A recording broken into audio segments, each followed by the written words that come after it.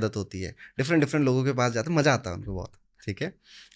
अलग अलग बातें सुनने को मिलेगी। तो फॉर एग्जांपल जैसे दशा सिस्टम आपके चार्ट में ही लिखा होता है कि कौन सी दशा कब शुरू होगी। जैसे हमने 9 प्लैनेट्स की बात करी ना, हर टाइम पे हर प्लैनेट एक्टिवेट नहीं होता, ठीक है।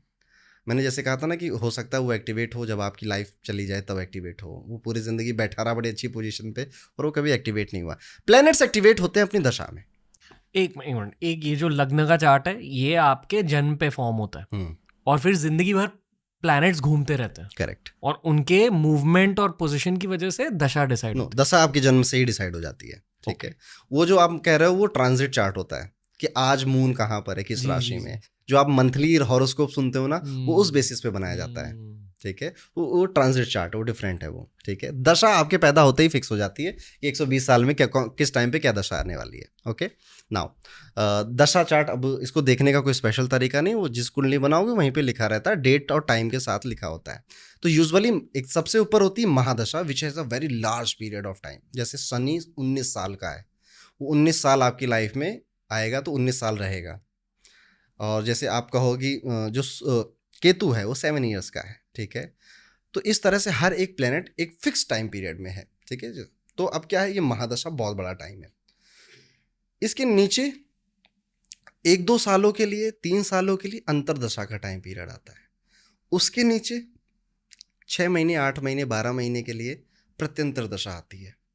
उसके नीचे 1 महीने, 2 महीने सूक्ष्म दशा आती है। उसके नीचे, ठीक है, एक दिन और एक हफ्ता इसको प्रिडिक्ट करने के लिए अति सूक्ष्म दशा आती है, ठीक है।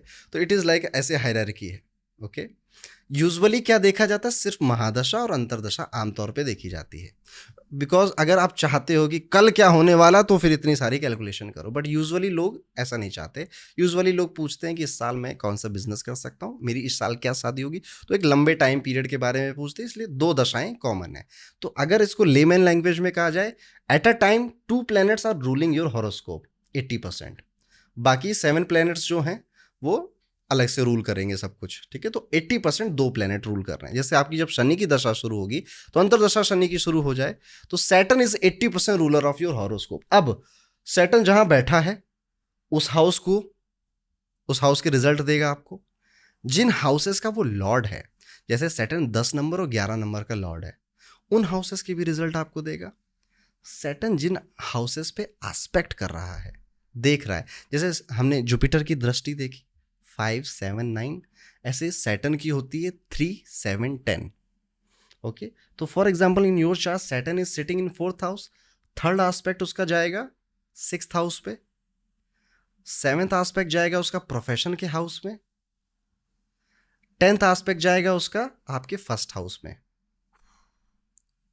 तो ये सारी चीज़ों के रिजल्ट आपको सैटर्न की दशा में मिलने लग जाएंगे, ओके। अब यहाँ पर क्या है, सैटर्न मैंने कहा ना, जब भी वो शुरू होगा वो चेंज करवाएगा।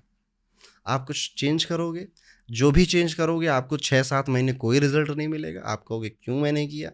लेकिन अगर आप लगे रहे लगे रहे लगे रहे, it is like creating a YouTube channel जो बहुत जल्दी बूम नहीं करता, पर अगर आप लगे हो, कंसिस्टेंसी से वीडियो डाल रहे हो, तो एक वीडियो फटेगा, आप वायरल हो गए, 6 महीने बाद आपको लोग देखने लग जाएंगे। ये सैटर्न है। पेशेंस, आपका पेशेंस डेवलप होगा। देर इज़ अ चांस कि आपकी मदर को कोई बोन रिलेटेड पेन हो जाए, दर्द हो जाए, बट अगर आप अभी से अपनी मदर को फिटनेस करें, मम्मी आपको जॉगिंग करनी है, you should do some yoga activities, तो क्या कर रहे हो आप, ये सैटर्न की रेमेडी कर रहे हो, ओके। अगर आप अपनी मदर के साथ एक कॉर्डियल रिलेशन बना रहे हो, क्योंकि मैं मदर बोल रहा हूँ क्योंकि वो 4th हाउस है, सो सैटर्न इज बैलेंस ऑलवेज, वो हमेशा से बैलेंस बना रहेगा, आपके पूरी दशा आगे चली भी जाएगी, आपको पता नहीं चलेगा।